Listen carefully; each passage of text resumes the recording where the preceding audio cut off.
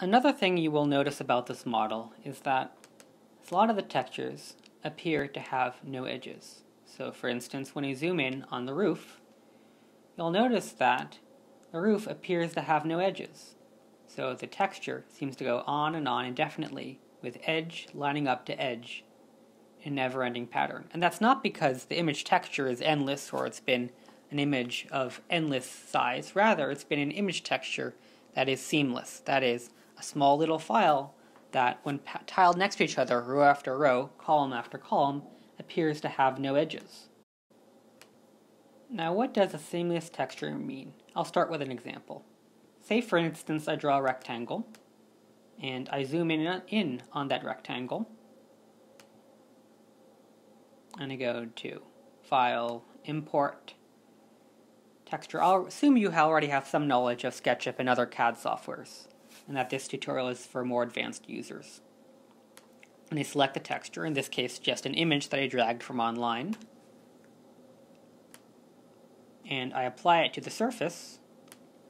You'll notice that it patterns as a tile texture that has images. So I'll zoom in and you'll see what I mean. You'll notice here that you can actually see where the edge of that image was. So the image tiled across the entire surface, but it still shows up with edges. So how do you turn this texture with edges into one that appears to have no edges and to pattern on indefinitely, like that roof you just saw? I'm in Photoshop, and I've opened the image texture you just saw in SketchUp. And I'll turn this seam texture into a seamless one. So I'll be doing two things to the texture. I'll turn it into a seamless one, and then I'll adjust the colors to make it appropriate. When I go to SketchUp and look at the model, you'll notice that the entire model is in black and white, and that's for aesthetic reasons. I wanted all of the image textures to have a consistent kind of color palette, and black and white would have that. I also wanted to be clear to viewers that this model is a sketch, that it's kind of imaginative, and it's not entirely accurate.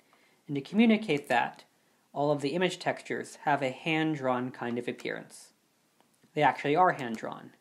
I've taken hand-drawn textures, hand-drawn images of the cathedral, and converted them into textures that can be used in SketchUp. So again, here's that image, and I'll make it appropriate to SketchUp.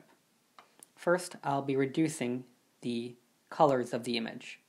So I'll go to Image, Adjustments, Saturation, and I'll reduce the saturation to 0, so it's a black and white image. And I'll also adjust the colors. And I'll go to Image, Adjustments, Exposure, and I'll adjust the colors to give it a hand-drawn kind of look. You have to play around with this a little bit to make it work exactly.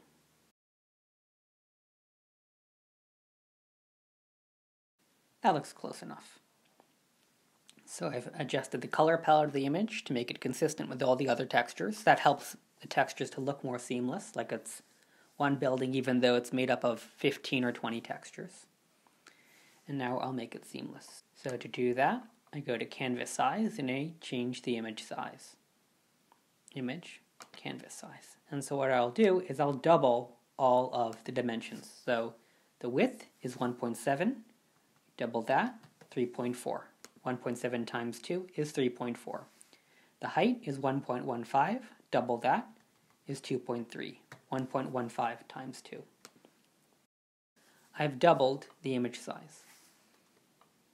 And now I'll make it seamless. So what I do is I grab that layer and I flip it. So I take the layer, I copy it, and now I flip it horizontally. Notice that the right-hand side of the image becomes the left-hand side, and the left-hand side becomes the right. So this, right here, these pixels, line up to those pixels. They're mirror images of each other. I take that, and I copy them again. First, I'll merge these two layers into one, and I'll copy it again. Duplicate. And now I flip it vertically. So the top pixels will now become the bottom pixels. And so when you repeat this, when you pattern this across the page, top and bottom will be the same. Now I merge everything. By merging the layers from 2 layers into one, it compresses the file into a smaller image texture. You want the smallest image texture possible because that'll reduce the file size and the time it takes to load in the web browser. So I flatten it and I save my file. When I go to SketchUp again, I'll draw another rectangle for comparison. Here's my new rectangle, and I'll draw it next to the old one. I go to File, Import, and Image Texture, Use as Texture.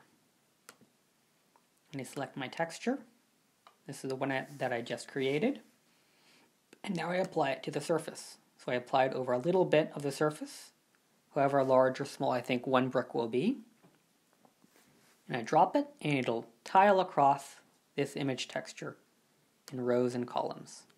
And so now this image texture is seamless.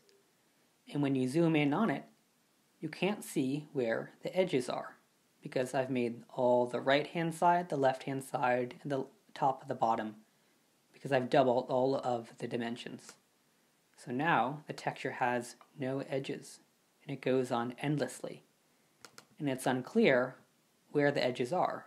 So you can zoom in on any brick and you won't see that awkward cropping that you would have seen in the other image texture. When you zoom in, you can see the edge.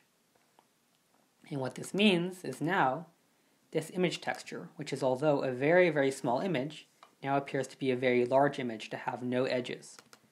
And this allows us to add a lot more detail to the model. And so this cornice, or this ledge right here, this wall, is a seamless image texture that appears to have no edge and to continue endlessly upwards. And this is just another way that I've gotten a lot of detail in the model with very, very small image textures.